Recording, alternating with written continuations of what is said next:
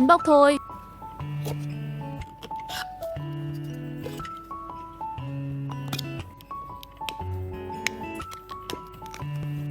Bề mặt bấm cực êm.